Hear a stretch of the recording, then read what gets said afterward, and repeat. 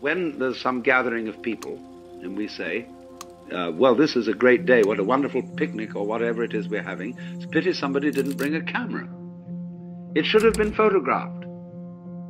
Now, do you see that in this whole thing, there is both a gain and a loss? One school of people are saying it should be photographed. The other school of people are saying, let go of it. We had so much experience of this in Japan because all our students brought cameras and were constantly photographing things. And I had a camera and I was constantly photographing things, but I felt that so long as I had a camera with me, I was somehow distracted from actuality. I had a little box with which I went around grabbing life. Of course, it was great to come back and look at it in the form of photographs, but there's something about the photograph that is inferior to the actual experience.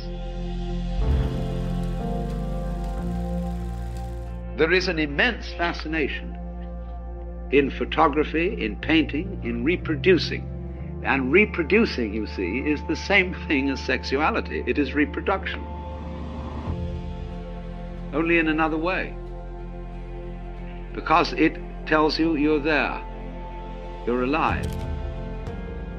The thing bounces, it echoes. So the duplicity in all this is one school of religious people say, let it all go, don't be attached. And they also say, live in the moment. Stop trying to remember everything. You may need a kind of factual memory for your name and address and a telephone number, but don't linger over memories and treasure memories and say, well, I'm going to keep my girlfriend's lock of hair and I'll take it out every now and then and look at it and feel wonderful, you see. That's clinging to life because that memory has got you hooked. It holds you to the past and it holds you to death.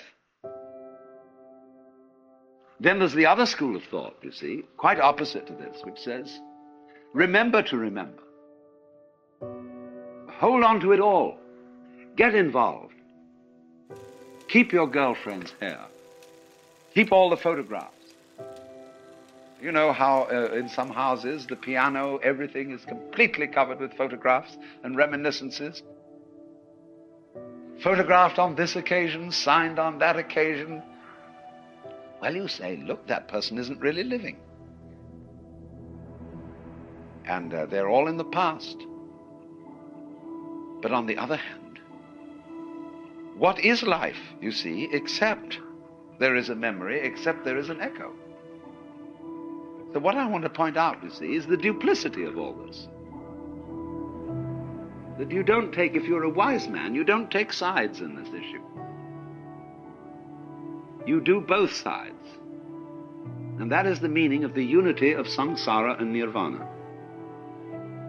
On the one hand, you let go of everything and you live in the eternal now, because that's all there is. See, memory is an illusion. It's all gone.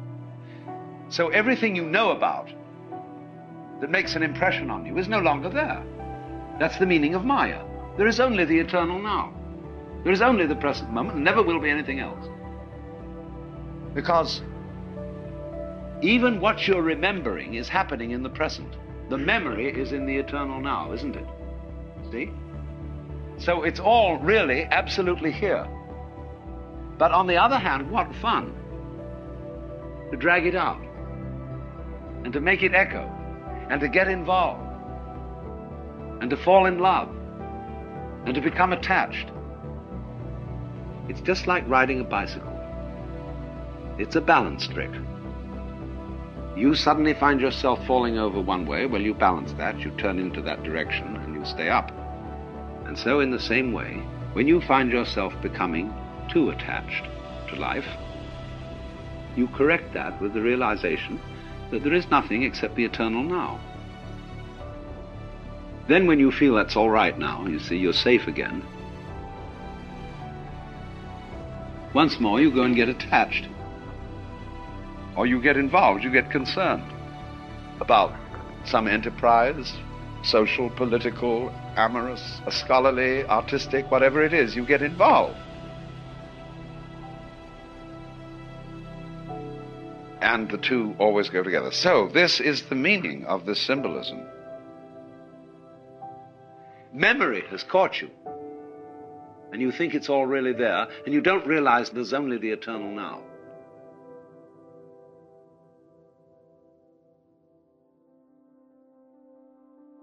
And you need to know that in order not to get quite lost. Because if you go out to any one end of the spectrum, you forget you're there. That's sort of a non-existence. You can't really non-exist. You'll always come back eventually. But if you get one extreme too much, you don't know you're there. The real you. You have to divest yourself of all hang-ups, you see, to discover the real you. And realize that there are no possessions, everything's falling away, all your memories are holding on to illusions. Then when you thoroughly understand that, you can go back in. So you've got a marvelous picture of the world as a sort of systole and diastole. Attachment and detachment, attachment and detachment. And this goes on forever and ever and ever. In not only our kind of time, but in many other kinds of time, and in all sorts of different kinds of spaces. But it's the same fundamental myth, recreated in another form. Now you may say this is pretty monotonous. Must we go round again? So, indeed, you see, you say, oh, enough of this. Let's go to sleep. Let's stop. Time must have a stop, and so you stop. Well, when you do that, you forget that it ever happened. You see? This is a marvelous arrangement. Because then it can start all over again without your knowing that it happened before. So you're never bored. And this is a cure for being tired of it. The memory goes, you see. And so when you come back, there's no problem. At least no problem of boredom, of remembering the past. There's going to be all sorts of new problems. But you won't know you've had any problems before. So that won't worry you. Until you begin to accumulate memories again, and you've had these problems, and it's becoming a bore dealing with problems, and then you get rid of yourself. It's called death. It's a beautiful arrangement for keeping everything young and new,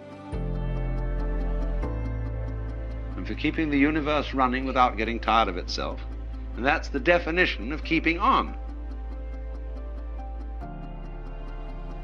See, memory, remember, creates the future as well as the past. You wouldn't know you were going to have anything happen tomorrow unless something had happened yesterday. You figure because the sun rose yesterday and yesterday and yesterday that it will arise again tomorrow. If you didn't remember it, you wouldn't know there was going to be any tomorrow. Because there isn't. Tomorrow is an illusion. So is yesterday. Simply isn't here. Where is it? Bring me tomorrow's newspaper. Now this is perfectly marvelous arrangement, you see. So that you may feel, as you think these things over, that you are almost on the verge of going mad. And what gives you the sense of going mad is that you think you're not in control, and that it's all lost and someone else is going to take over. Or something else is going to take over. Well, of course it has to. Because, like you say, when you've driven long enough in the car, you say to your wife, will you drive for a while, please? You want relief. Or something else has to take over. But it's all you.